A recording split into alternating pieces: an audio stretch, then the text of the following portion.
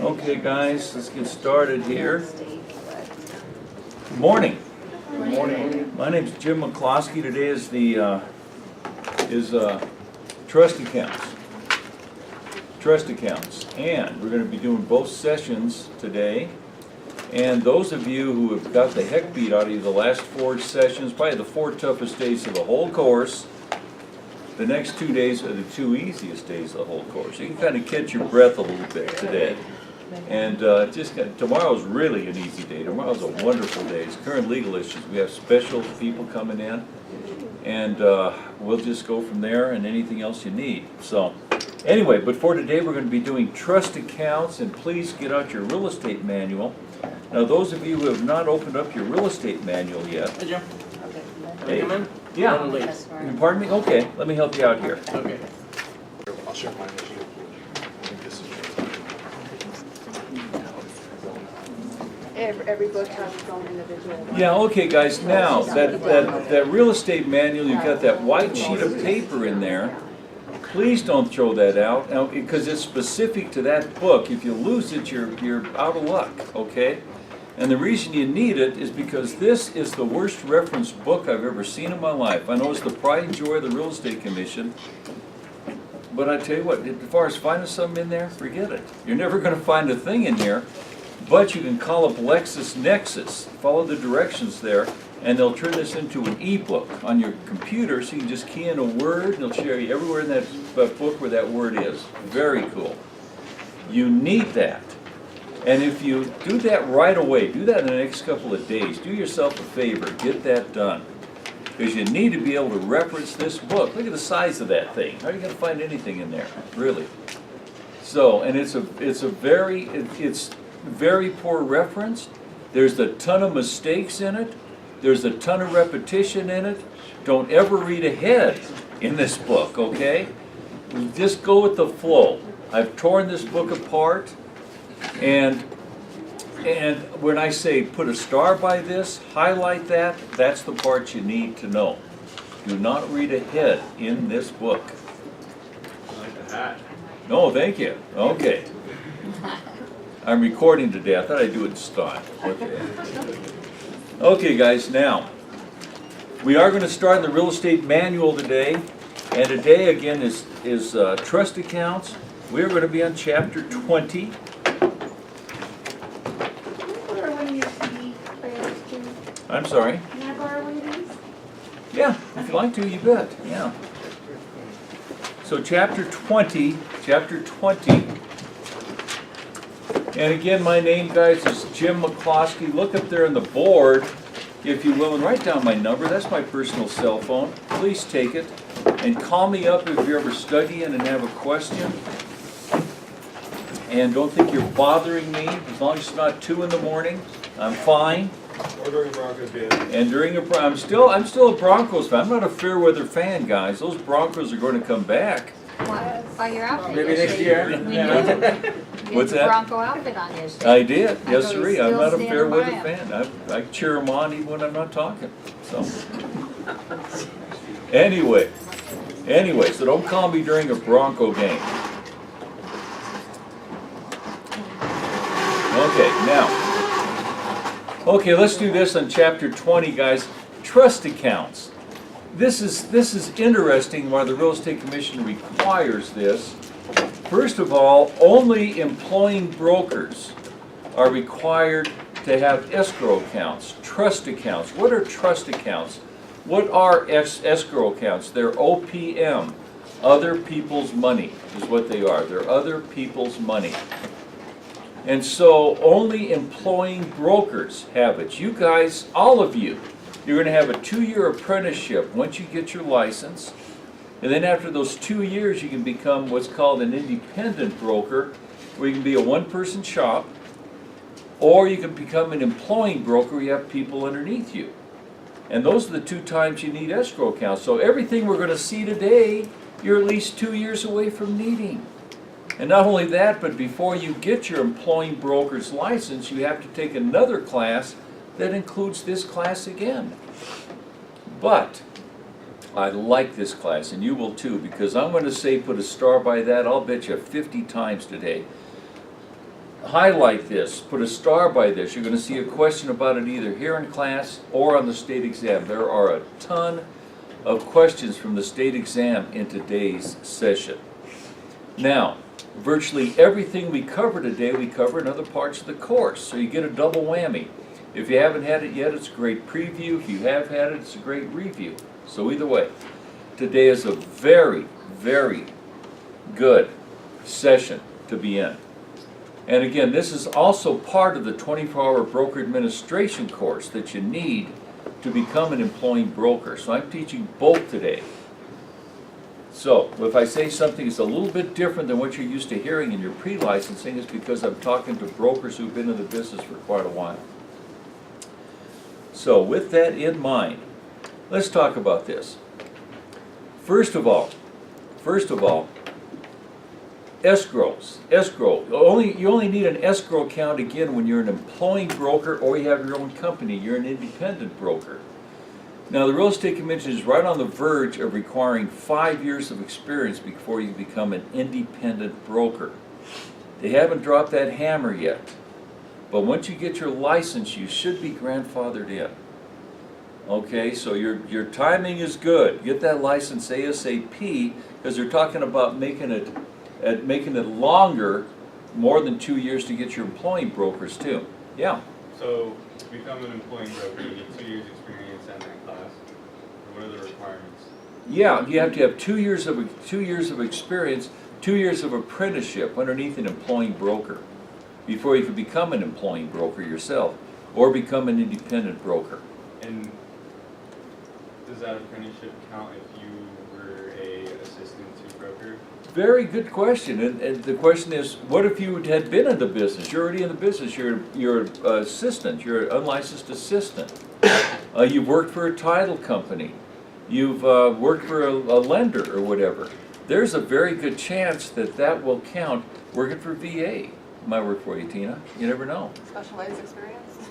Yeah, and so again, you know, don't quote me on it, but call up the Real Estate Commission and say, I've been working blah, blah, blah for 2 years. Will that count for my apprenticeship? Many times it will. Many times it will. You still want that apprenticeship, though. You really do.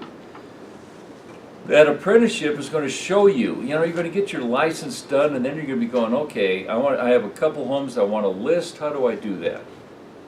I got a couple people who want to find properties. How do I set up showings, things like this?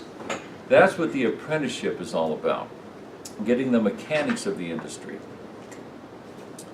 Now, once you get your employing broker's license or your associate, or not your associate, your independent license, then of course you're going to need escrow accounts.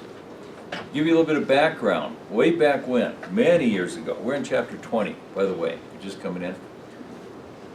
Many years ago, I got a job. I was working as at a place called Eastwood Estates. It was on 56th and Buckley. And what a job. I was just a young punk kid. And what happened is we were selling manufactured home lots. And we had a monopoly. The closest thing to us was 40 miles away, up in Dacono. And so we just had a monopoly. I loved it. You know, I was sitting there as a young punk kid making some decent money.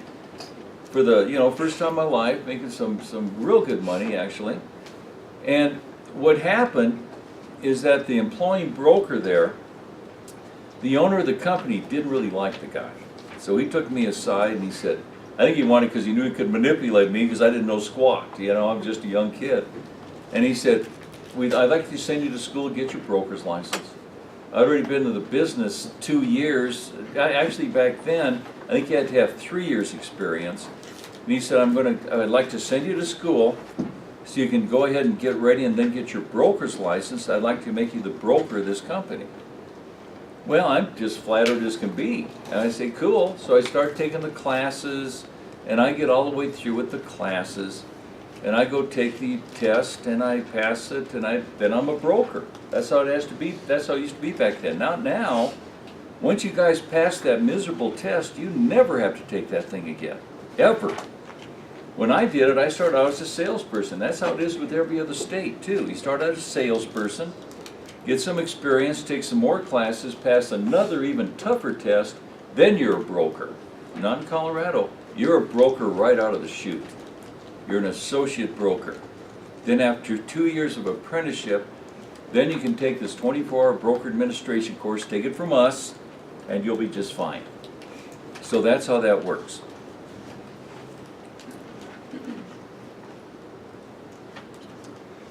I was gonna see if I could record on here too. Probably just hit that camera, huh? I would assume, Eric? Probably. Probably, that makes sense, okay. See what that does. Anyway, we're still experimenting with this. Eric's been kind enough to just help me out with this. And anyway, so I got it, and I got my broker's license. At that point, I was the youngest person to ever have their broker's license in Colorado at that time. And so I'm a big shot. I mean, it went right to my head, you know, and so I'm sitting there, and I've got people underneath me now that are answering to me, and I'm writing deals and everything, make some decent money. And I loved the manufactured housing business. Again, we had a monopoly. And I learned a ton about manufactured housing. In fact, I started appraising manufactured housing. That's how I got into appraising, was manufactured homes to begin with. And then I started as an appraiser, and I had the biggest appraisal company in Colorado for 12 years. And it all started in very humble roots when I was doing manufactured housing and getting those done. But yeah. How old were you when you got your broker's license? Oh shoot, I was 21 thereabouts. You know, I don't remember, so long ago anyway.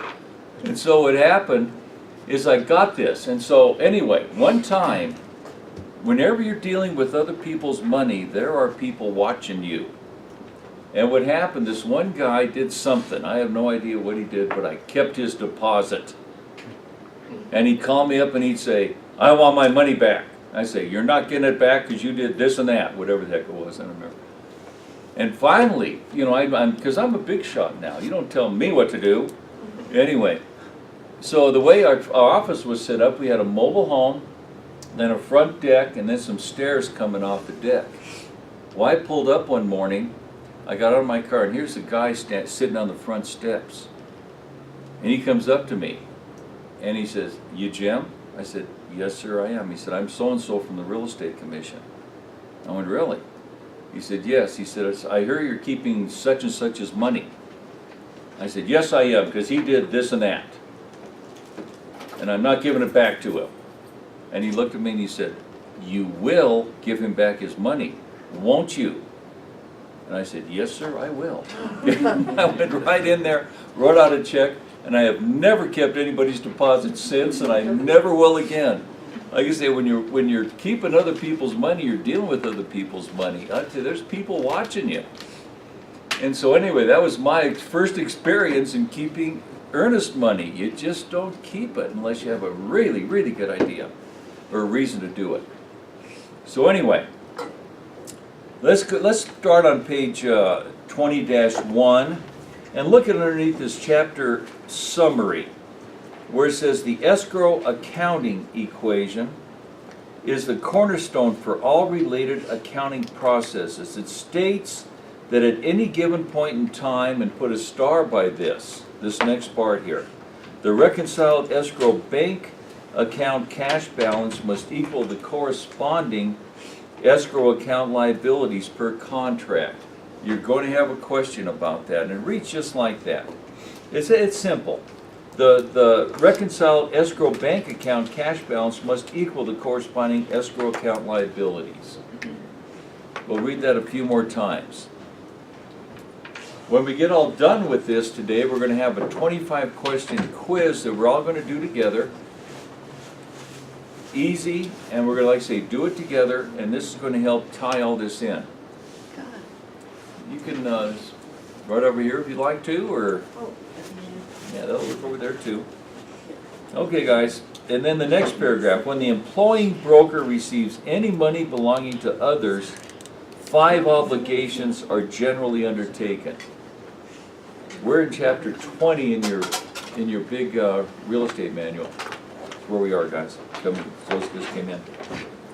When the employing broker receives any money belonging to others, 5 obligations are generally undertaken. Number 1, the broker receives custody of the escrow asset, cash asset, as a fiduciary. A fiduciary means a trust relationship. You're a helper or trustee rather than its legal owner. Rather than its legal owner. When I kept that money that first time, that was my money. It wasn't his money anymore. No, it wasn't my money. It was his money. I learned a real lesson. Anyway, the broker agrees to perform various duties for another, who is termed a beneficiary. Highlight that word, beneficiary. The parties to the contract may be referred to as the beneficiaries. They're the beneficiaries of that contract. You've got your seller and your buyer, the 2 parties to any given contract in real estate. You could have your tenant and your landlord also. But those are essentially the 2 contracts that you're going to be dealing with for the most part. You could also have property management contracts, depending what part of the business you go into. We're going to be talking about this in a few more sessions when we get to the first day of law and practice, where we talk about how this isn't the beginning of your real estate brokerage career. It's the beginning of your real estate career, and you have no clue where this business is going to take you. And that's a good thing. There are so many different ways to make money in this business, and we'll talk about all of them and discuss all of them too as we're going through this course. So, the beneficiary. We are not a party to the contracts. We're a party to the transaction, but not the contracts. We're not parties to the sale of the property. Yeah. On your video, you said that we're not a party to the contract as a buyer's agent, but we're a party to the contract as a listing agent. Okay, very good. Let's back up. What I was talking about here. First of all, in the sales contract, we're not a part of the sales contract. The 2 parties are the buyer and the seller. We are part of the transaction, but we're not a part of the sales contract. That's why it's so rare for a broker to ever get sued. But on the listing end, if we take a listing on the property, yes, then the broker becomes a party to that contract. Who's that contract between? The seller of the property and the employing broker. But I took the listing, I did all the work. You're not a party to the contract. It belongs to the employing broker, or on the state exam, the answer could be the firm. You could have both those questions with different answers. Who are the parties to a listing agreement? The seller and the firm, or the seller and the employing broker. How can a contract end? Performance, that's the best way. You do what you can contract it to do. That's the best way. What else can end a contract? Destruction of the properties, bankruptcy of either party, the broker or the seller of the house, the death of either party. So if the seller dies, that's the end of that contract. If your employing broker dies, that's the end of the contract. But you did all the work. What happens if you die? Nobody cares. You're not a part of the contract. You don't want to be. Again, you're not the listing broker. They call you the listing broker, but the contract belongs again to the owner of the house or the property. It could be commercial, it could be land, whatever. The seller and the employing broker, or the seller and the firm, are the parties to the listing contract. The sales contract, the parties are the beneficiaries or the buyer and seller. The buyer and seller. When we get to that, we're going to go over virtually every line of the purchase contract and virtually every line of the listing contract when we get to the Colorado section. So basically, if we go out and we list our first house, whoever we're working for is liable, or is Yes, in the contract. you're going to be working for, whoever you're working for is liable. Do you have a liability issue when you're taking that listing? You better believe you do. Because again, that liability is between, again, you've got your firm, but your employing broker is signing off on it. That's what the first 2 years of apprenticeship is all about, guys. Make sure you get these contracts down, and you get to where, that's the number one thing. Learn how to get these contracts down. Our contracts are ridiculous in Colorado. Our listing contract is 8 pages. Our sales contract is 17 pages long. Twice as long as any other state. Why? It's covered. It covers everything we need. But it's a monster. It's a monster, and we've got to know what we're doing when we fill out these contracts. Are we going to look over them in class and walk out of this class knowing how to fill out that contract? Are you kidding me? You're going to have some good basics, you're going to have some good notes, and you're going to have a filled out contract that you can use for years to come. Because they don't change that contract every year. And you're going to have access to that contract that we have here in class that you can use for many years to come. But you're not going to know how to fill it out until you do it 6, 7, 8 times. And then you're going to have it down where you know what you're doing. And your employing broker had be better looking over your shoulder, at least your mentor. They may have a mentor that's going to mentor you. Looking over that contract. Ask them, how many contracts are you going to mentor me on before you're going to turn me loose? My answer is, I don't know. Let's see how you do. To you, it might be 3. I'll tell you what, I get more calls from brokers who say that because of what we do in class, their employing broker looks at their first contract and says, you don't need to be mentored. You're there. You're there. And you got all your verbiage down, everything else, and I'm going to turn you loose right now. I'm not going to be mentoring you on the contract. It's really flattering when they say that, but that's a reflection on you guys. You guys come up to me and say, oh, you do such a wonderful job. You know what I am? I'm a rudder on the ship. That's all I do. I just steer you guys in the right direction. You do all the work, and I get all the credit. I love it. What a job. What a job. But you do. You guys do all the work. And you're learning, and some of you will learn these contracts a lot better than somebody else will. But you can always come to me even after you get your license. Once you get your license, you're part of the family. When I'm up here teaching, those of you who have been here for a while, how many times a day do I turn off my phone because I'm getting calls in? Answer a phone and I'll call you back later and all this stuff. That's you guys. After you get your license, I get calls from students I've had 20, 25 years ago. So, anyway, again, the beneficiary are the parties to the contract, same thing.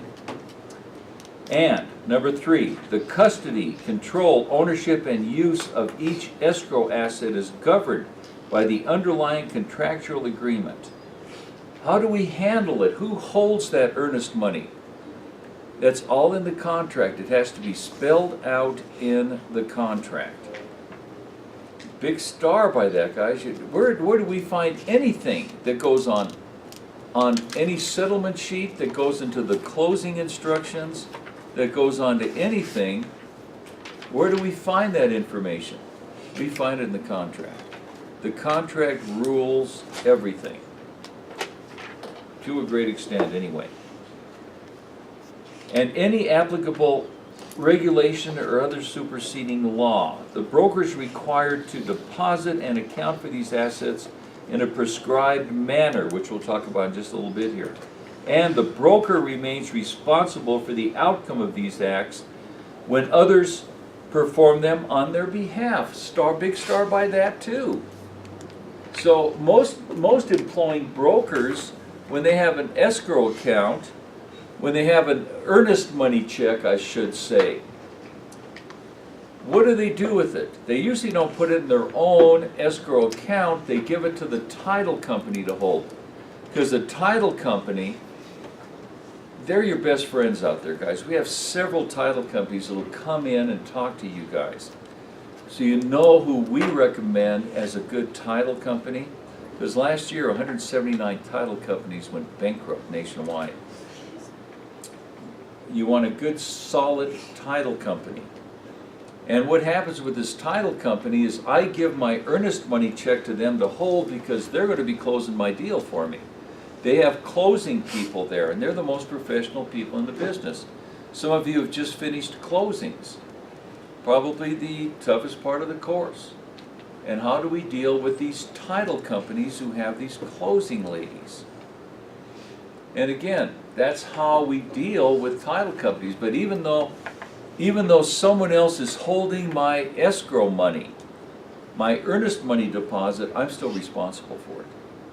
But what if they go bankrupt? Yeah, really, what if they go bankrupt? How am I covered? In a bankruptcy, the last thing to be paid is unsecured debt. And that's what earnest money is. I might be SOL. Simply out of luck. What'd you think of that? Anyway, and yeah, so again, you got to have everything spelled out and make sure everything's in writing. We call it an earnest money deposit. Why do we use that word, earnest money? So people know that you're serious. Yeah, exactly. It shows the seller how earnest this buyer is to buy this property. How much is typical? There's no typical. And I'll tell you what, when people are in the house, let's talk about this. You're showing the people the house, and they go, "We love it, we love it. What do we do next?" You know what most brokers do? They say, let's go back to the office, we'll write it up. You know what miraculously happens every time between that house and the office? They want to think about it. You don't go back to the office, guys. You have your contracts with you. You have your briefcase, or you have extras in your car, whatever. You sit right at that kitchen table and start writing. Right then and there. Let's sit down and do it. Let's write it right now. And so you get down to that part where you have the deposit, and the people say, "Okay, how much do I need for a deposit here?" Don't you tell them. Let them tell you. It's very, very rare where if I were to say, "Oh, how's $2,000? That's what I'm going to get." But if I throw it back to them, how much are you going to be comfortable with? I'll tell you what. First of all, let's look at this. Well, I thought the seller determined the escrow. How much The they seller want. in the listing contract can put down how much escrow they need. But you know what? Whatever they need, I kind of ignore it.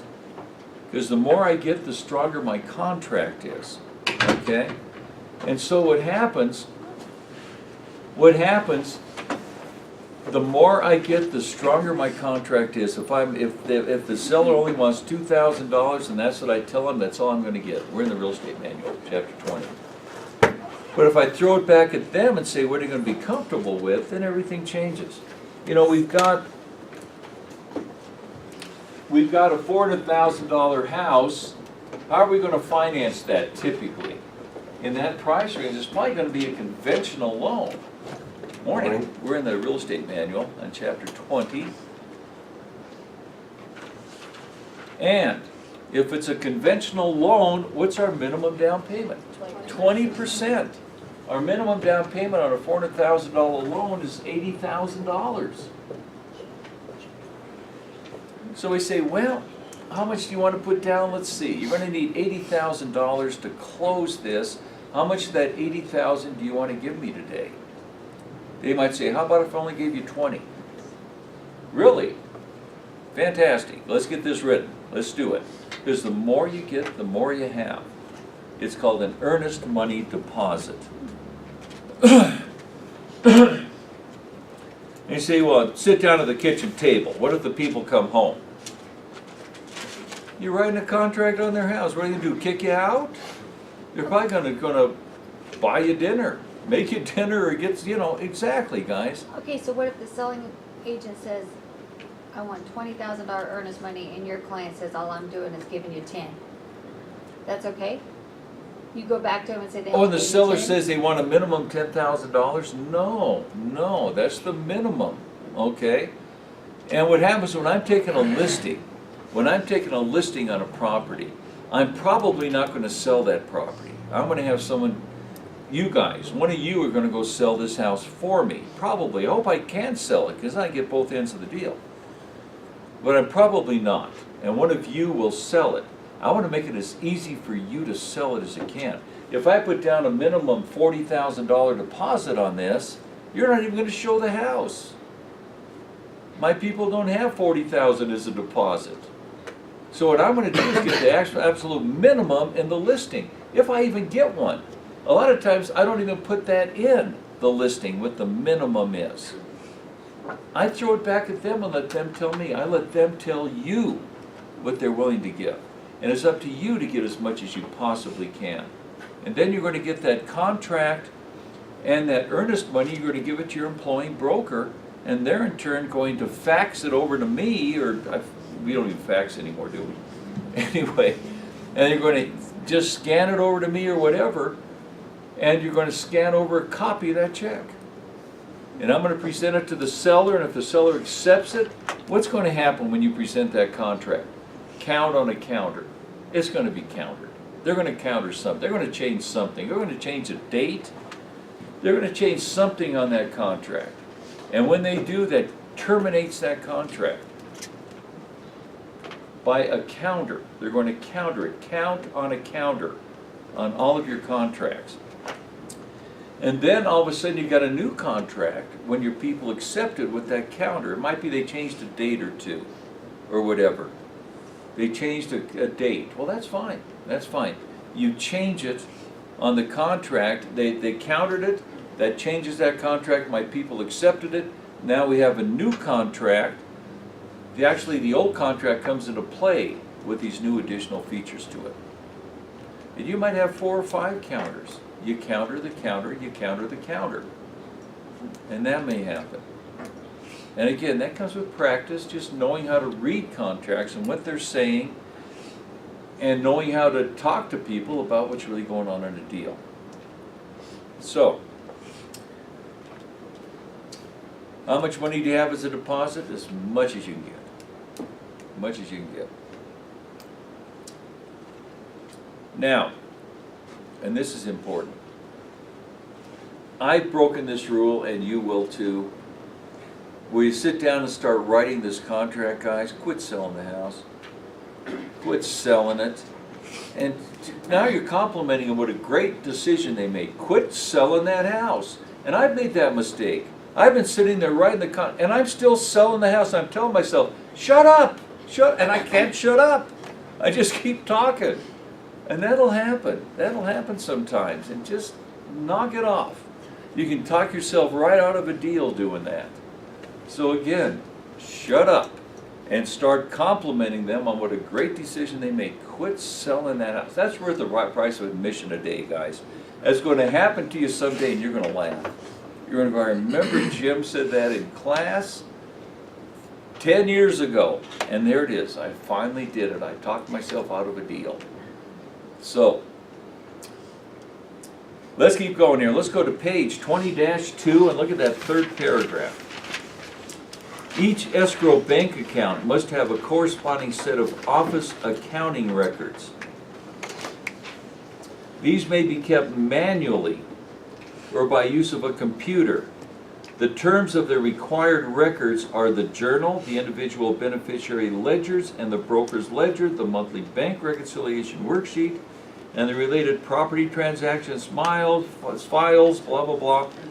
Keep your fingers there and flip over to page 44, 20-44. And what's going to happen? Everybody you have as a client, you will have a ledger card. One ledger card for every client. So you hopefully have 100 ledger cards. You're only going to have one journal. And every time you make a ledger card entry, you're going to make a corresponding entry in that one journal. And once you get the deal done, what you're going to do, so Mr. and Mrs. Smith bought this house, they gave me a $5,000 deposit. I bring the $5,000 to closing, we close the deal, and what I've done is I've zeroed them out, is what it's called. They gave me $5,000, I gave it back to them, they used it to buy the house, so they gave me $5,000, I gave back $5,000, I've zeroed out their account. Once I've zeroed out a ledger card, the people are down the road. I've zeroed them out, is what it's called. But every ledger entry has a journal entry. But these are the ledger cards. These are for property management. We're going to have a lot of different ledger cards. Every time they give you money for something, you're going to have a different ledger card. Prepaid rent, security deposit, animal deposit. Who knows what it could be? There could be 7 or 8 different escrow accounts you're going to have for people. Here's some examples here on 44. This is for unclaimed properties. Bottom of the page, the broker company funds in any account. On page 45, this is your bank reconciliation worksheet. This is a snapshot of the transaction. A snapshot of the transaction. The next page, 46, you have the multifamily dwellings. The next page, tenant security deposit. Next page, owner's ledger. Like I say, you might have many different ledger accounts if you're a property manager. As a real estate broker, I'm probably just going to have one for the earnest money deposit if I'm a real estate broker. We'll talk about this in greater detail here in just a little bit. So we make all these ledger entries, and then look over on page 43. There's your journal entry. You only have one journal. A question's coming at you on the state exam. It's going to say, where will you find a complete listing of everything that happens in a transaction in chronological order? Why don't you write that down? I'll say it again. Where will you find everything that happens in a transaction? Where are you going to find everything that happens in a transaction in chronological order? In the journal. Where you're going to find everything that happens in a transaction in chronological order. Hopefully that word will jump out at you. Chronological order. The journal. The journal. Then they hit you below the belt with another one. Where will you not find a complete listing of everything that happens in a transaction? Where will you not find it? A, the journal. Well, you will find it in the journal, so that's not the answer. All of the ledger cards. Yeah, you're going to find it in all the ledger cards. All of the bank reconciliation worksheets. Yes. Where you won't find it is in the settlement statement. Those of you who just had closings know what a settlement statement is. I'm not going to find out everything that happens in the settlement statement. I will find it in the journal, all the ledger cards, and all the reconciled bank statements. I'll find it, but I won't find it in the settlement sheet. So again, but where will I find it again? Where will I find it? Again, the one you definitely will have is in the journal. In the journal. Let's keep going here, guys. The next paragraph here.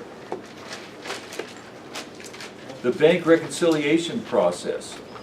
I'm in that 4th paragraph on page 20-2. The bank reconciliation process used for maintaining escrow accounts differs in a significant way from other methods used to reconcile personal or other business accounts. The goal of this process is to ensure that proper records have been established for the actual events and to verify the information recorded in the office records that it agrees with the activities shown on the monthly bank statement.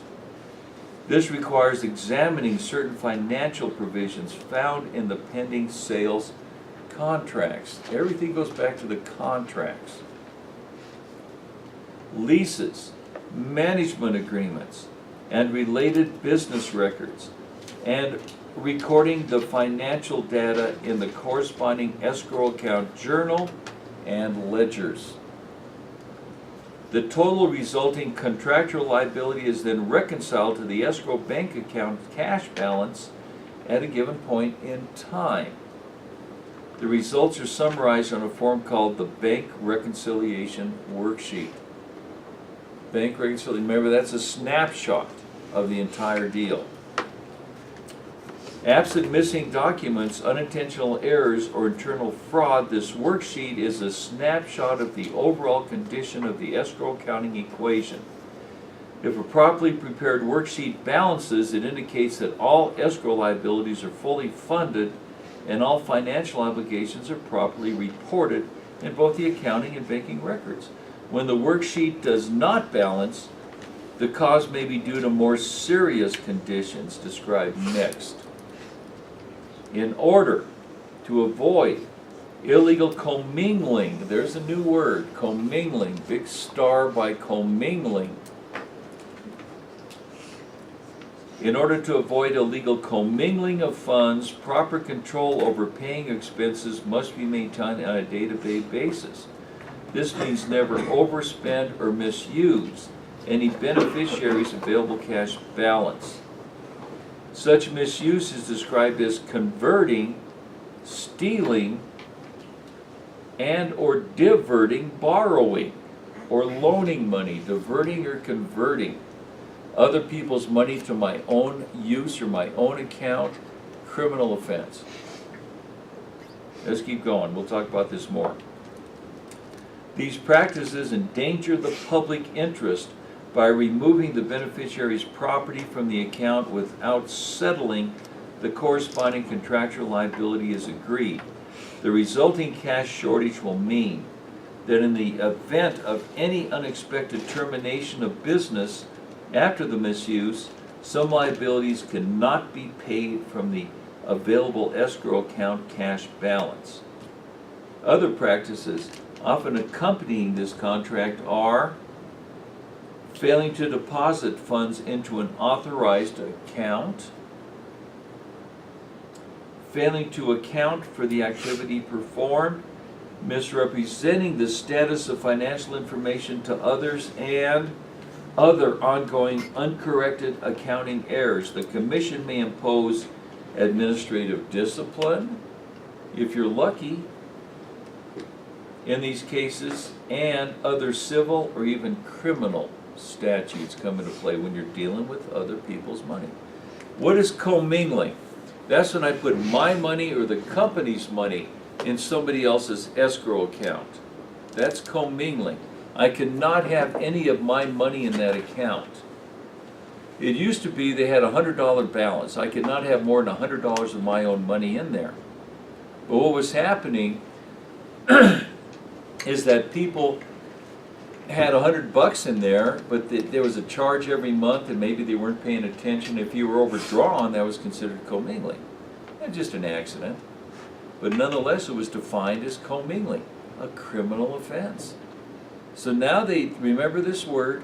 How much can we have in there? Enough to maintain the account. How much may we have in there? Enough, remember that word, maintain the account. Whatever that is. For me, it's about $300. That's what I keep in mind. That way, if I get audited by the Real Estate Commission or the IRS, they're not going to come at me and think I'm hiding money. That's my comfort level. But everybody's different. And again, I don't use escrow money often. I almost always give it to the title company to hold. Because they're the ones that are going to be showing up with it at the closing table. Now, I got a call one time, an ex-instructor called me up one time. He said, you won't believe what happened. He said, my next door neighbors, they've got a good-sized property management company, and what happened, it was on a Saturday morning, and they got up and started partying. And what happened is, by noon, they were feeling no pain, just having a great old time, and they went to the bank, pulled out $21,000 out of their escrow account, and went up to Blackhawk and lost it. And they went, then they went and told him about it. They're telling people about it. Man. And so what happened, well, then they replaced it, maybe not. They went and talked to him about it, and they said, what are we going to do? We don't have $21,000. Even if they had the $21,000, they put it back in there on Monday, they will get audited. The Real Estate Commission audits us, about 3% every year. The chances of getting audited are one time in 30 years. I got audited for my first time about 3 years ago. Checking your continuing education, made sure I had it. So they will audit us very, very rarely. Not property management companies. They audit them often. And when they audit them, they're going to say, What happened to this 21,000? Well, we replaced it the next day or a couple days later. That's not what we asked you. What happened to it? That's called reversion or conversion. They converted to their own use. That's a criminal offense. That's a felony. Those people are in serious, serious trouble by doing that. Even if they replaced it immediately, it's still going to show in the bank account as pulling it out and then putting it back in. Let's go to the next paragraph. The general function of a journal is similar but not necessarily equivalent to a check register. The journal reports information about all events causing a change in the escrow bank account over a given period of time. The function of each individual beneficiary ledger is to account for the information pertaining to all changes in the amount of cash held for a specific party during the same period of time. Because of the possibility for internal theft, blind trust in the equality of the accounting equation will not guarantee that the intervening account or escrow accounting entries were properly made or represent corresponding real events. The employing broker and another officer or company owner, with assistance from an appointed and independent internal audit committee, should establish, review, and perform the following critical supervisory functions on an ongoing basis. If I'm a real estate broker and I'm doing 4 or 5 deals a year, 3 or 4 deals a year, I'm probably not going to need an independent auditing company to come in and audit my accounts. But if I'm a good-sized property management company, I better have somebody looking over my shoulder, somebody who's not connected with me at all, looking over my records, making sure that everything is correct.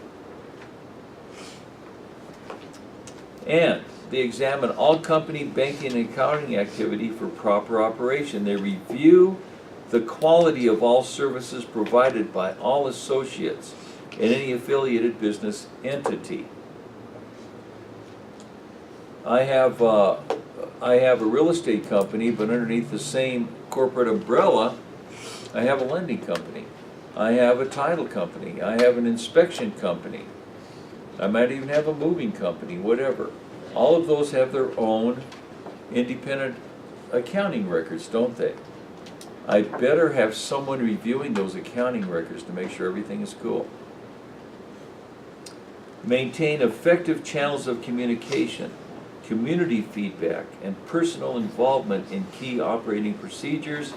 Enforce and properly correct improper practices or violations of company policy, and provide adequate compensation, necessary training, and adequate supervision to minimize the controlled means, motivations, and opportunity for financial harm to the public. It's all about the public. What is the purpose of licensing? To protect the public. Not the purpose of real estate licensing, but any licensing. Real estate, dentist, attorney, doctor, the purpose of any licensing is to protect the public. Guaranteed question you're going to see. Don't miss that one. That's slam dunk. Now, this next part here, the escrow bank account, the general operation. The Federal Deposit Insurance Corporation provides dollar-for-dollar insurance coverage for money held in all accounts maintained by a specific depositor beneficiary at any insured bank up to a maximum of, it's actually $250,000 now, so change that, $250,000. Is that gonna be on the exam, and do they have the question Count on right? it. It'll be right on the exam. They It'll do be that. right on the exam. And in this book here, they changed this in 2008. So they've only had 9 years to change this. Give them a break, you know. This book is now printed by LexisNexis out of New York. It used to be printed by Bradford Publishing right down here in Wazee, and it was wonderful. I just go down there and buy the books, bring them up, yeah. Was it 250 or 2? 250,000. Okay. every account is insured for 250,000. And it's not free. We get charged for that. Actually, the bank has to pay for that insurance. It's not free. A lot of people think it is. It isn't. And you can always increase that too if you need to. Wouldn't that be nice, having to increase that insurance? But Bradford down in Wazee, 20th and Wazee, used to do all of our books for us. And I got a call from the president of Bradford one time. This probably about 6 years ago, I would guess. And she said, you know, you probably order more real estate manuals than anybody. You probably know it better than anybody. Could we sit down and you could show us where all the mistakes are and where all the repetition and everything is? And I was just blown away. I said, are you kidding? You name the date and the time, I'll drop everything to get to you and do this. And we spent hours just going over this book and went over all the mistakes. That shows how much pull I have. I don't think they changed anything, really. But now, of course, it's not Bradford, it's LexisNexis out of New York does it. I've always had, for my earnest money account, a non-interest bearing account. Can I have an interest bearing account as a broker? Yes. I definitely can, as long as the parties agree. And I can actually get that interest? Yes, as long as the parties agree. Well, I've never had an interest-bearing account. And a few years back, I get a statement from the bank, and on my non-interest-bearing escrow account, they paid me like $2.75 in interest. I went, oh man, what's this? So I go down to the bank. I wasn't upset, it was just a mistake. So I went walking in there and I went up to the counter, and here's this girl about 12 years old, and I said, I need some help here. I said, this is supposed to be a non-interest bearing account, and you guys paid me $2.75. You got to take it out of that account. And she goes, you want us to take money, you want to give money back to us? I said, yes, I do. And she goes, I got to get my manager. So she goes and gets her manager. And she takes me out and she says, you know, Jim, she says, we have never had a non-interest bearing account. I said, really? I said, I've had this account for over 25 years. I said, let's get this straightened out or get out your checkbook. You owe me a ton of money. Anyway, and so we're sitting there talking about this. Look over on page 20-5, if you will. And look at right in the middle of the page where it says other types of escrow accounts. You see that? It says the following guidelines apply to the use of interest-bearing accounts, stock markets investments, Colorado Association of Realtor Housing Opportunity Fund. That's the CARHOF fund. What happened is that you could take this. This is a buyer assistance program. There's several of them out there. The CARHOF. There's Aurora Hope. CHAFA, Colorado Housing Finance Authority. They're right on the corner of 20th and Wazee. You'll be working with them. Very powerful organization. Again, it's CARHOF. And also the CHAFA, Colorado Housing Finance Authority. Write that down, please. CHFA, CHAFA, Colorado Housing Finance Authority. You'll be dealing with them. Colorado Finance, CHF, Colorado Finance Housing Authority, CFHA. And CHAFA is just really a strong, strong organization. And what happened is that I would have liked to put money in there. But what happened is the Real Estate Commission said that I could not put money in there unless I had permission of both parties. Well, just before all this happened with this paying me this interest on my account, just right before that, about a month or so, they said, oh no, the broker can now change it where he can just do this himself on his own volition if he wants to, and he can collect the interest on it. He didn't need the permission of the parties to do it. And I went, wow, cool. I said, I'll do that, and I never did. And so now, I'm sitting down with the manager of this bank, and she said, why don't we just put your money in a Carhoff fund? And I went, cool, let's do that. I've been wanting to do that anyway. So we're filling out all the forms and everything, and I look over at the interest they're paying.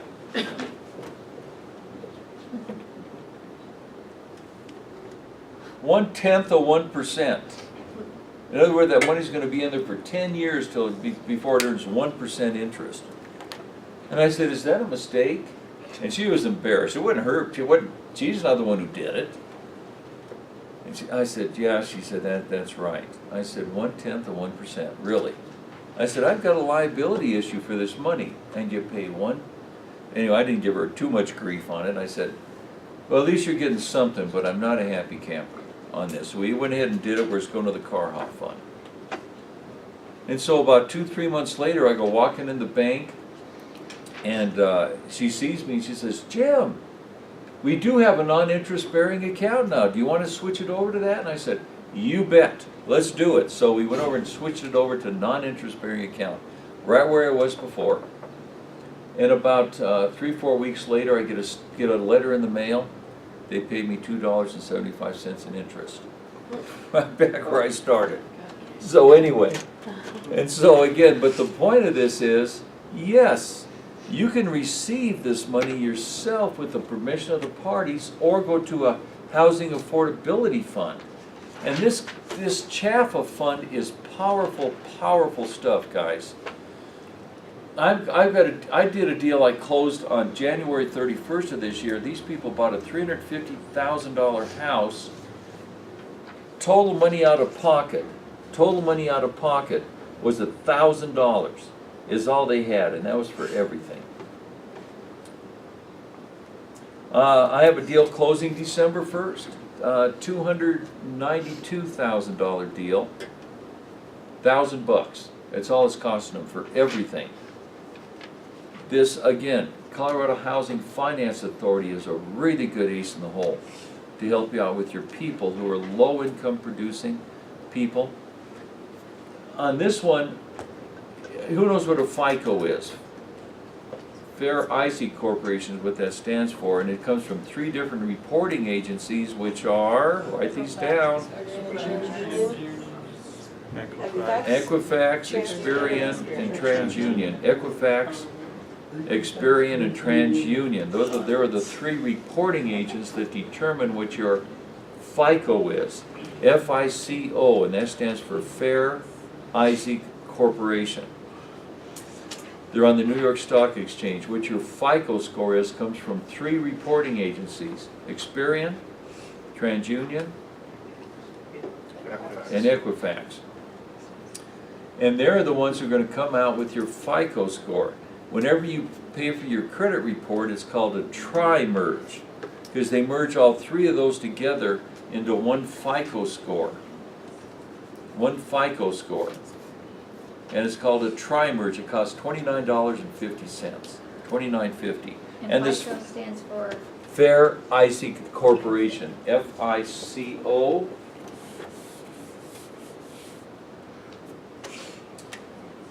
Fair Isaac Corporation. And when you get your tri-merge, your report from all 3 of these agencies, it can range anywhere from 300 to 900.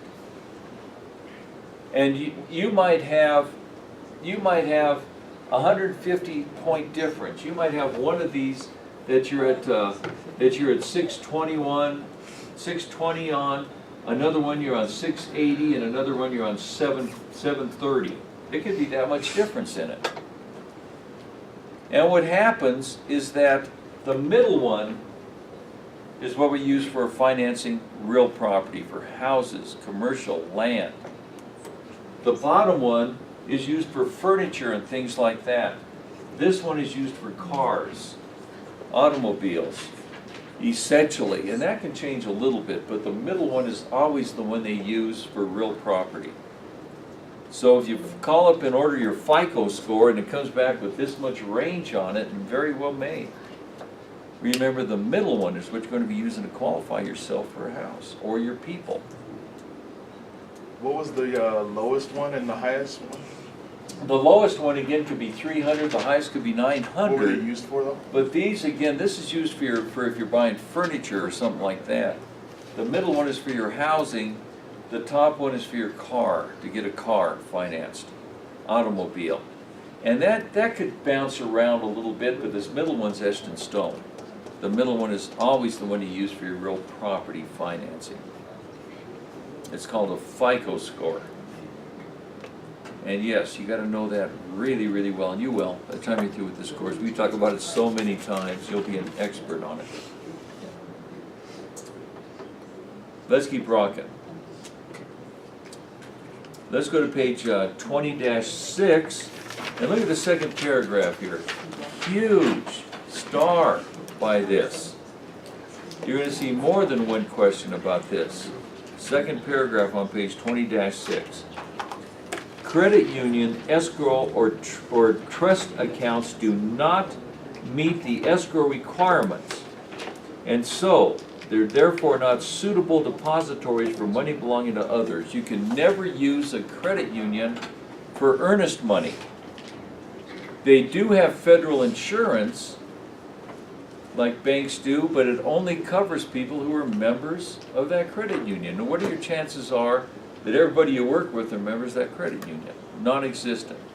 You cannot use credit unions for earnest money. They're a wonderful place to go for mortgage money. They started doing mortgages about 20 years ago. They haven't been doing it that long, about 25 years ago now, probably.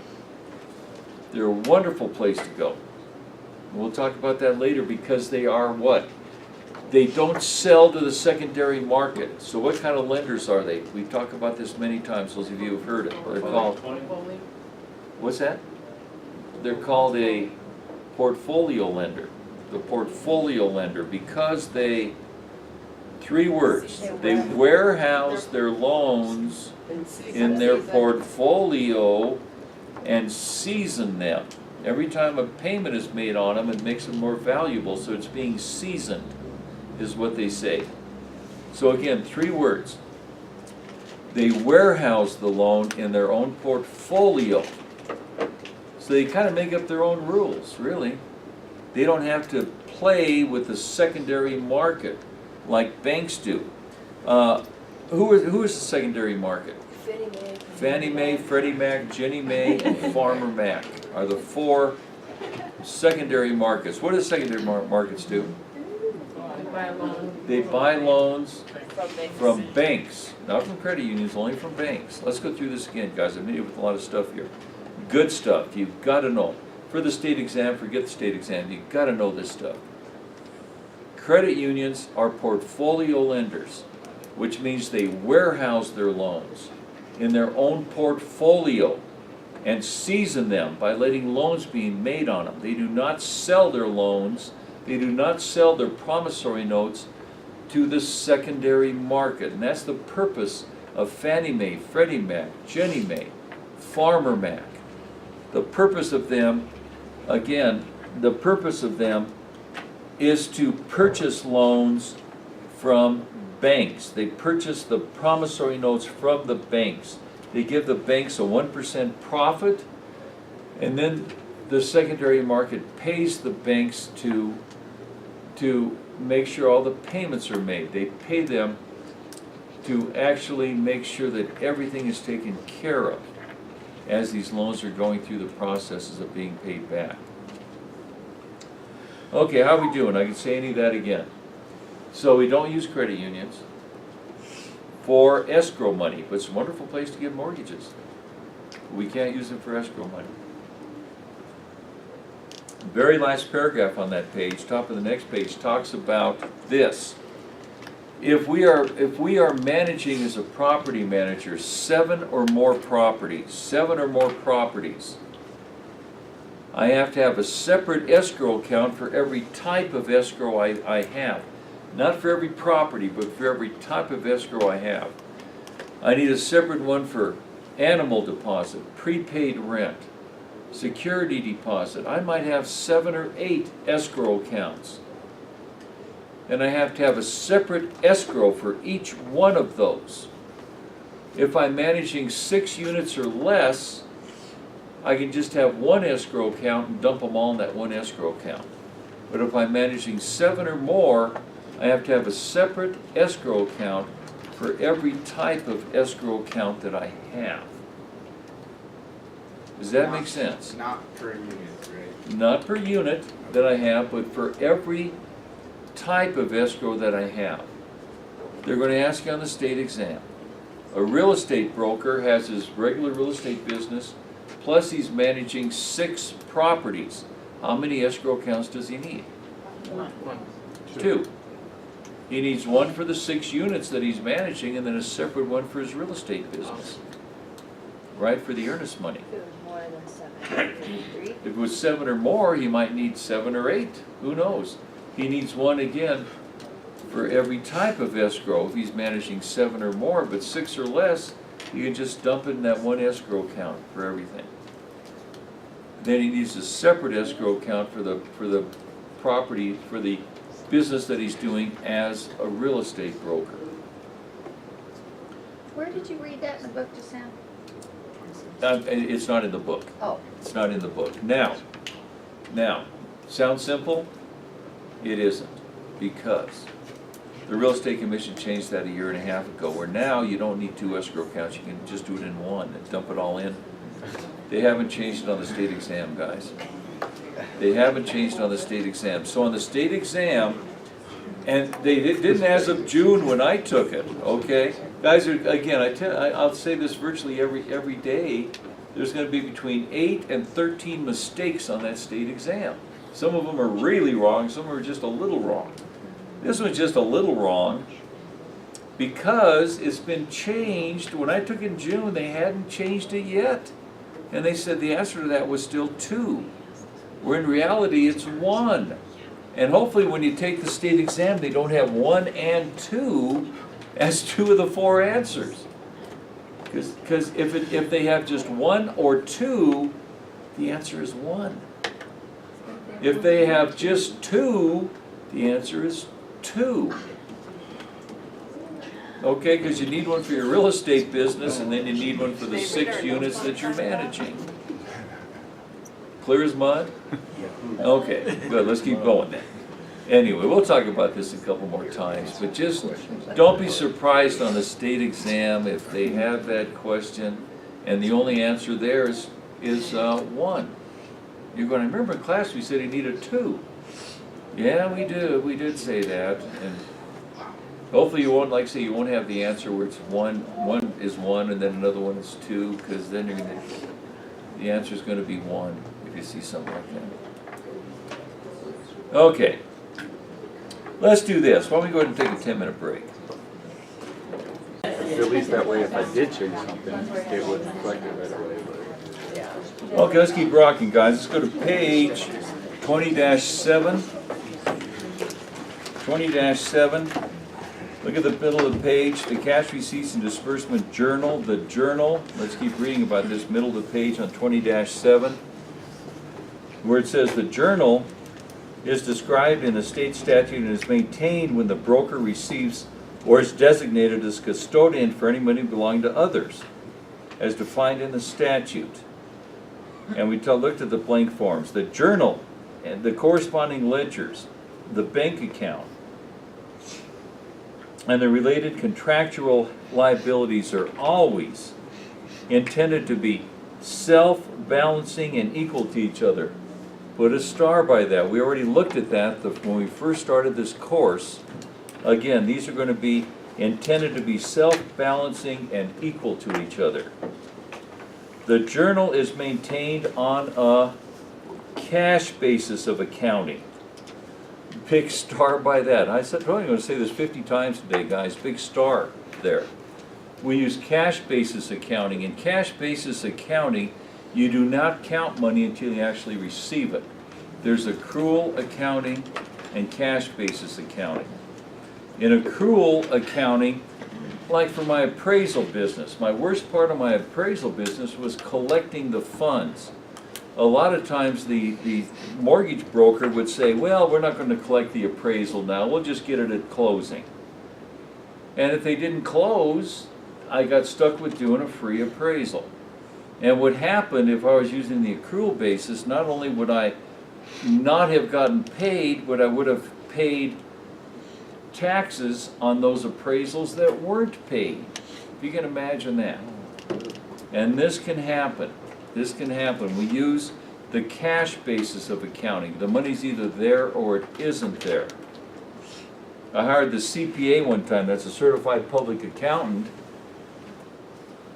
And he was there 3 or 4 days, and he came to my office and he said, I need a check for $5,000. And I said, for what? And he said, well, I've got you on the accrual basis for the accounting, and I jumped up and I said, you have me on the accrual basis.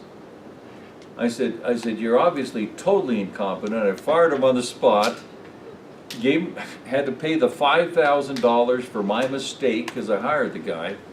But again, we use cash basis. Either the money's there or it's not there. We don't use accrual, we use cash basis for accounting. Big star by that. Let's go to page 20-8. 20-8. Middle of the page, handling earnest money and making deposits. Look at that third line. Again, page 20-8, third line in the middle there.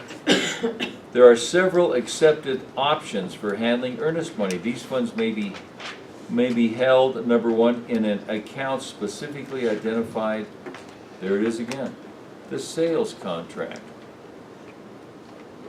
In an escrow account maintained by the buyer's agent. In Colorado, the listing broker runs with the ball. There's 2 brokers in a deal. You have your listing broker, the one who has a listing, and then you have your broker who's working with the buyer. The buyer's broker and the listing broker. In Colorado, the listing broker runs with the ball. He's the one who handles the earnest money. He's the one who sets up the closing. He's the one who picks out the title company. He picks out where the closing's going to be. Most closings, and of course closings is when the money transfers hands, that's when the property transfers hands, is at the closing. And the closing again is determined by the listing broker. He determines where closings take place. I've had deals where I've closed here at the school. You can close anywhere, as long as the people who are closing it know what they're doing. And of course, that's up to the listing broker to decide who these people are. Will the title company send a closer out to you then, wherever you determine you want to close? Yeah, the question was, will a closing company send out a closing to wherever you want, a closer to where you want to close? Exactly, that's exactly what they'll do. And you can close anywhere. You know, you can close in your car, anywhere. As long as you have a closer who knows what they're doing. Right. Yeah. Or jumping back. What's that? Jumping back. Oh yeah, jumping back, let's go do it, you bet. And really, it's close anywhere. Now typically you close at the title companies, guys, and you want to close at the title companies. Because I don't know what these title companies do, but they've got the best cookies you've ever had. So, I know, is that on the exam? it's on the exam, that's right, that's right. Big star. Always close title company for the best cookies. And so, the escrow account is maintained by the buyer's agent? Typically not. It can be. Anybody can hold that earnest money at the request of the beneficiaries or the parties to the contract. Anybody can hold it, but typically it's going to be, again, the listing broker who runs with the ball. Everybody understand the difference between the listing broker and the buyer's broker? Is anybody confused with that? And what's that buyer's broker called? The co-oping broker. That's another word for the buyer's broker. He's the co-oping, he or she is the co-oping broker. I'm the listing broker, let's say. I've got the listing. You're the co-oping broker, you're bringing in the buyer. You're the buyer's broker, you're the co-oping broker. Same thing. Number 3, in the listing agent's escrow account, that's typically where it's going to be. In number 4, in any other account acceptable to the buyer and seller, or that's acceptable to the parties, acceptable to the beneficiaries. Beneficiaries are the parties to the contract, the buyer and seller. Next paragraph, the party designated to hold the deposit must be clearly identified in the sales contract. Guaranteed question on the state exam there, guys. Where do you find out who's holding this earnest money? Look in the sales contract to find out. A check for the earnest money should be accompany the offer until it is accepted. We talked about that. That contract and a copy of that check go to the listing broker, because he's the one working with the seller. And a buyer's agent holding the deposit may forward a copy of the earnest money check with the offer. If the offer is accepted, this broker may simply return the check to the prospect. Submitting an offer to a seller that specifies the receipt of earnest money without actual receipt and deposit of real money is a reasonably agreed upon, in a reasonably agreed upon time, is a serious misrepresentation and may violate federal law or HUD regulations. Let's talk about this. So you're working for me. I'm your employing broker. You give me a copy of the contract and a copy, actually you give me the actual earnest money check. I make a copy of that earnest money check and send it with a copy of it to the listing broker. And then if they accept the contract, then I get the original check over to them. I had this couple here a few years ago, and when you're looking at people who, different cultures are different sometimes, like the Eastern culture, and a lot of the Latino cultures, it's a cash society. People don't use banks at all. Essentially put it underneath their mattress for all intents and purposes, and they're honest people, they pay all their bills, but they have no credit. And no credit is just as bad as bad credit. And guys, we are credit counselors, you better believe we are. And when you have someone like I had, these people didn't speak hardly a word of English, and I don't speak Spanish. It was a tough deal, I'll tell you. And what happened is, of course, you bring them down, get them to open up a checking account. But what happened is they wanted to put a deal on a house right away, so they went to the bank, or actually went to Safeway, and we got an actual deposit, an actual check, a deposit check. It was like $1,000 bill. It was like a bank draft. And so I sent over a copy of that with the contract over to the listing broker, and they called me up and they said, "We don't accept copies of these checks, we want the actual check." I said, "It's a bank draft." He said, "We don't care, we want it." I said, "Cool." So I sent it over to him. The seller refused the offer, and so I said, "Okay, fine." We didn't counter it or anything, they just decided they wanted something else. And so what happened is about 3 or 4 days went by, nothing, they didn't send me the check. Finally a week goes by, and I went, what the heck is going on? So I called them up, and I said, "So what's going on? This deal was canceled, where is my check?" And they said, "Be honest with you, sir, we shredded it." They had to get out a checkbook and write me a check for $1,000. It cost them $1,000 to shred that check. That was like a $1,000 bill. And I'll bet you they don't ask for the original check anymore. You know? You don't want to work with that original check. You want to work with copies of it. You actually get an approved contract. So continuing here, look at that next paragraph. Unless otherwise agreed, earnest money deposits held by the specified broker must be deposited no later than the 3rd business day after notice of acceptance of the contract. Big star again, guys. Guaranteed question. You've got to know this in real life also. How long do I have to get that money into my escrow account 3 business days, not after acceptance, but after notification of acceptance. I'm working with the buyer. You're working with the seller.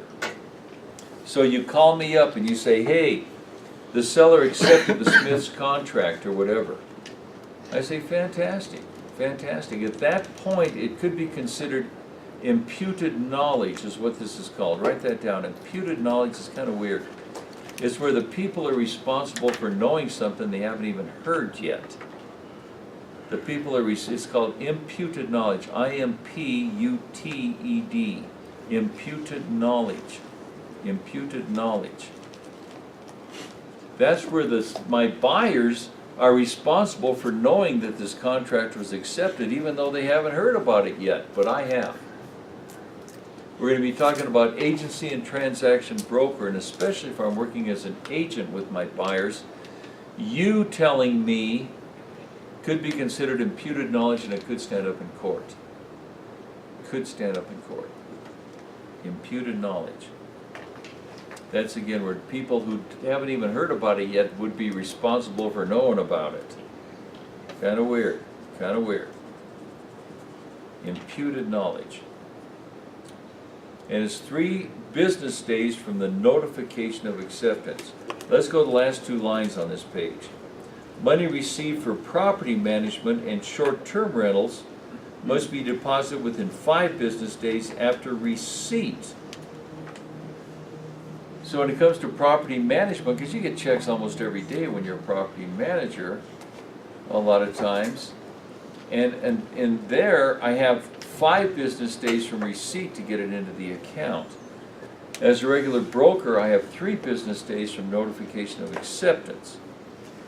I'm saying business days. What are considered business days? Are Saturdays considered business days? Yes, they are. Yes, they are, unless it's a 3-day weekend, like Memorial Day or Labor Day, or any other day. Where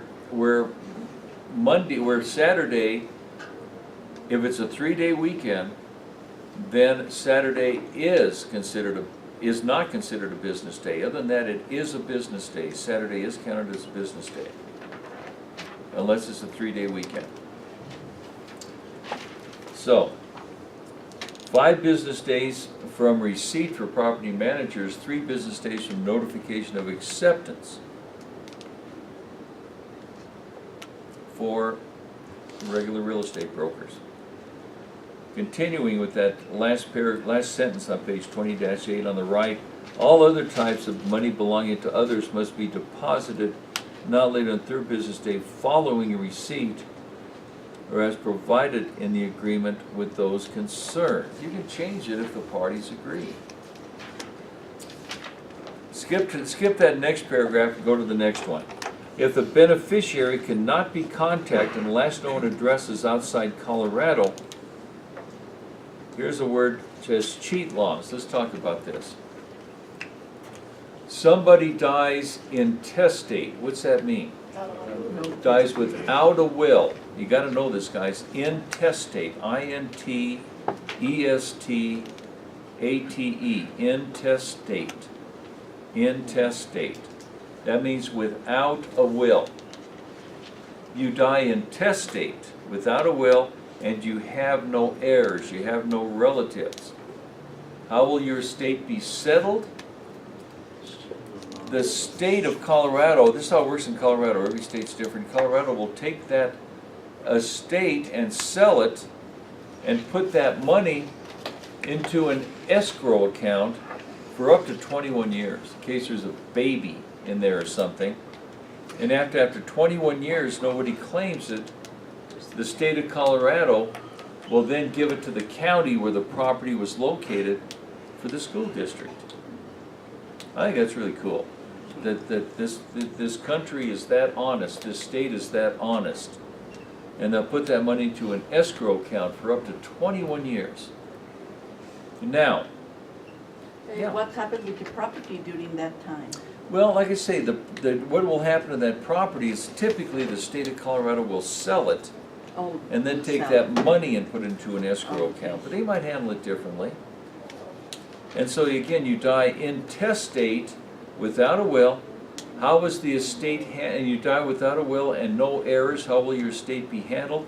Through that state's laws of escheat. See that E-S-C-H-E-A-T? That's this, every state has escheat laws. It's how we deal with people who have died intestate and have no heirs. In Colorado, this escrow account is called the Great Colorado Payback Fund. See in that paragraph there, highlight that. Great Colorado Payback Fund. There are over 250,000 names on this escheat list, guys. And you can pull it up online and take a look at it. You might be on it. I was on it a few years ago. I went and checked. I had $190 in there. Didn't know I had. Not a lot of money, but Why what? did you have money? I had an account with Belco Credit Union. I forgot about, and sure enough, $190. Shoot, you know, nice little net on the town, if nothing else. Wow. But you might have a ton of money in there. Who knows? Great Colorado Payback Fund. Great Colorado Payback Fund. Yeah, and you hear about it on commercials on TV sometimes. And so again, now, how about if you die intestate and you have heirs and you died without a will? How will your estate be settled? Descent and distributions. Good, by that state's laws of descent and distribution. In other words, the state's going to look at your estate and say, okay, this lady had a husband, a couple kids, and a brother. That's probably who he left it to. And they say, we're going to give it to those people. We're going to determine the line of descent and how it's going to be distributed. The state will appoint an administrator to carry out its provisions. Let's run through this again. Someone dies intestate. Someone dies intestate and they have heirs. How will their estate be settled? It'll be settled through that state's laws of descent and distribution. The state will appoint an administrator to carry out its edict, and that process is called probate. Probate. Probate. Every county has their own different, every county has their own separate probate court. And so every property is probated individually, every will is individually probated. Let's bring this another level, guys. Several levels here. So hold on, here we go. Go over that again so it's right there. Let's do it. What type, okay, how is an estate settled? When the deceased person dies intestate and they have no heirs, they have no relatives, how will that estate be settled? Through that state's laws of escheat. Someone dies intestate with heirs. How will their estate be settled? Through that state's laws of descent and distribution. The court will appoint an administrator to carry out its provisions, and that process is called probate. What type of deed brings a property out of a probate action when the deceased died intestate? Personal representative. Personal representative's deed. And one more time, let's write this down, guys. What type of deed brings a property out of a probate action when the deceased died intestate without a will? One more time. What type of deed brings a property out of a probate action when the deceased died intestate without a will? And the answer is personal representative's deed. Personal representative's deed. That's a fancy name for a quitclaim deed. We're going to talk about different types of deeds. You guys will be experts in deeds. What type of deed brings a property out of a probate action when the deceased died testate with a will? Executor's deed. The deceased will name an executor to carry out its provisions. And he dies or she dies, and there is a will. They named an executor in that will. What type of deed brings a property out of a probate action when the deceased died testate? An executor's deed. Because within that will, they named an executor to carry out its provisions. What if the executor dies? And again, what if the executor dies? Then what happens, the court's gonna have to step in and probably settle it through the state laws of escheat for all intents and purposes. Or descent and distribution, and to appoint somebody else to be the executor. Yeah, Somebody dies intestate without heirs, it goes through escheat laws, but is it the administrator that's appointed through escheat laws? no, as there's no well? administrator. The administrator, excuse me, there isn't, the court will appoint an administrator. You will appoint an executor if you have a will. The court will appoint an administrator to carry out what they decided. But through escheat laws, there is no administrator or executor. In the escheat laws, there's nobody, there's nobody to pass it along to, and it's the state laws of escheat, and every state's different. In Colorado, Colorado will sell that property, put the money into the Great Colorado Payback Fund for up to 21 years. What's the difference between a receiver and the administrator? The executor, well, a receiver, we're gonna talk about that too when we start the Colorado portion. A receiver could be the executor. The receiver could be the administrator, either one, or it could be somebody different. A receiver is someone who takes that property out of a probate action. Yeah. How did they end up valuing that property to sell it? How do they end up valuing it? Of course, they'll either do an assessment value on it through the county assessor, or they'll get an appraisal done on it and figure out what it's worth. They might do a BPO. What's a BPO? Price opinion? Good, a broker price opinion. They'll hire you guys to go do it, pay you $50 and have you do essentially an appraisal on it. Who do they have sell the house? Do they have to get a broker? Do they have like a government broker Oh, no, yeah, what they're gonna do is they'll have a local broker that they go through. Guys, this is something you wanna go talk to the probate department of every county.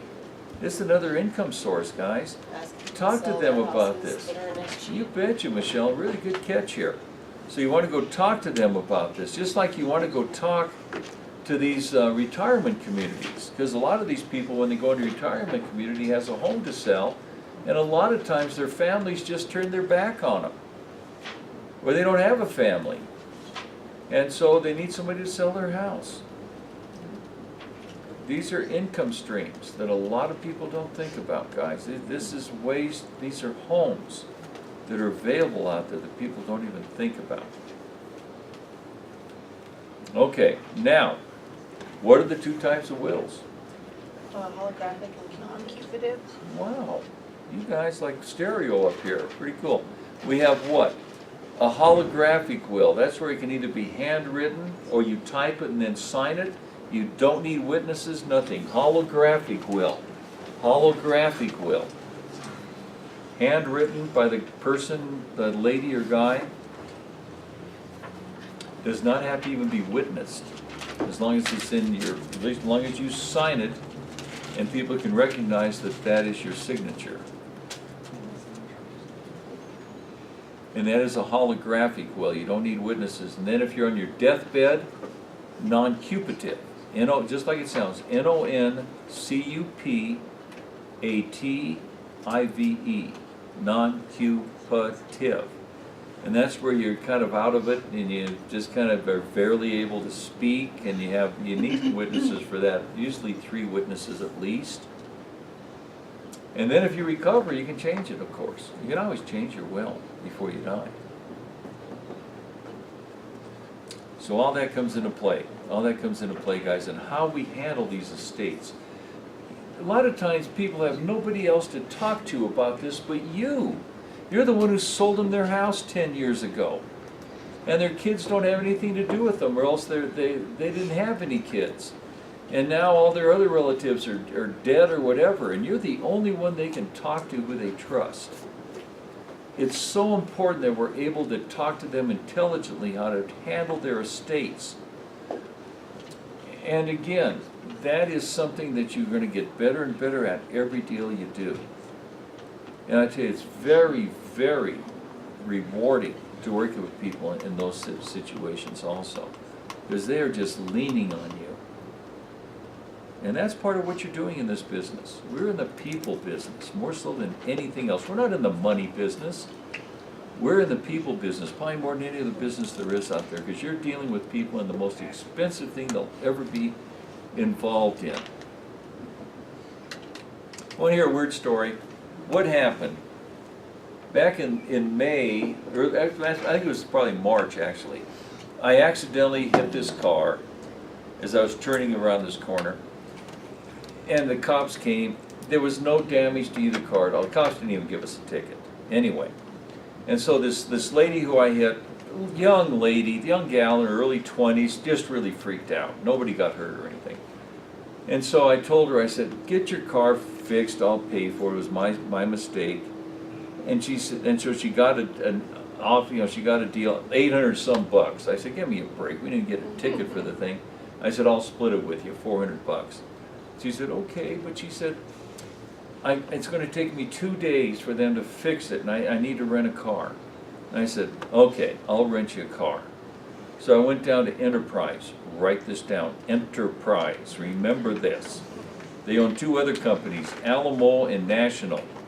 And so what happened, guess what day I rented this car? May 8th. The day of the worst hail in the history of the city hit. Oh my God. And what happened is they were so busy that morning, I gave them my credit card. I never signed a contract, nothing. I didn't even say that I didn't want the insurance. And on my cars, I didn't have anything but just liability on them, so my insurance didn't cover it. And so I get a bill from Enterprise for $5,700. And so they called me up. I said, hey guys, I didn't even sign a contract. I didn't have an option to even get rid of this thing. And so I got my attorney involved, and he said, we're not doing anything. We want a copy of the contract. I got the copy of the contract the other day. Total forgery. They forged your signature? Total forgery, yes. And so now I got, my blood pressure's going up even thinking about this. But so what I'm going to do, I could go to him and say, okay, I want this ended, or I'm coming after you. That's not what I'm doing. I'm going to get some handwriting experts to say there isn't anything, that there was no way this was their signature. I'm going to get 2 or 3 of them. I found some for like $200 to $300, so I have $1,000 into it. Then what I'm going to do is go down there with my attorney to St. Louis, where they're located, and walk in there and say, okay, this is total forgery. Now, we can go to court on this, and I'm going to come after you for several $1 million. I'm going to get criminal charges against you, or give me $1 million, we'll call it even. That's where I'm at right now, okay? Anyway. So, They forged your you signature? bet, anyway, yeah. That blows my mind. They're a huge company. Oh, they're huge. They're really taking a lot Three of of the liability biggest. there. How stupid is that for $5,700? Did it even Probably look like your signature? nothing, not even close. And Probably this, that makes the a guy who probably did this, who didn't even take a contract from me or anything, was probably the guy who did it. Who knows? But it's so blatantly obvious that, anyway, so just thinking about things like this, where, having a witness or whatever. Okay, let's do this. Let's go over to page 20-17. 20-17, at the very top of the page. Let's read the first 2 lines up here. Except for times in which the documents are being reviewed or evaluated, the current transaction file should be kept at the broker's office in a secure central location. There's a question on the state exam that says something like this. Where can you not keep your records? And the answer is in a downtown location of your CPA. Where can you not keep your escrow records? In a downtown location of your CPA. It has to be on site. It has to be on site. So if we have a home office, like if we're not renting a location at our employing broker, we can't keep them at our home office, they have to be with our employing broker. Well, yeah, if you have a home office, that's where you keep So them. they can be with us, they don't have to be with our Okay, no, employing broker. now let's talk about this. Your employing broker, who do these contracts and everything belong to? The employing broker. The employing broker, that has to be at his office. Okay. Now, do you want to keep your records A at your copy of place? it as You well? better believe you do. Of course you do. You have to keep your own records too. And how long do we have to keep these records? 4 years. 4 years. 4 years. We just, how many questions we answer on that state exam today, guys? We're just nailing that exam today. So let's keep going. Second paragraph. Duplicate signatures are acceptable for all records maintained in the broker's transactions file through Rule F4. Duplicate means photocopy, carbon copy, facsimile, electronic copies that contain digital electronic signatures, all this stuff. Be honest with me. Who in here has never heard of carbon paper? Oh, come on, really? Not all you've, okay, thank you. Couple honest people. Boy, does that date us. I'll tell you. Carbon paper was all we had. We didn't have, when I was starting this business, guys, we had carbon paper. We didn't have copy machines and all that stuff. We didn't have computers. And what you did is a carbon paper. It had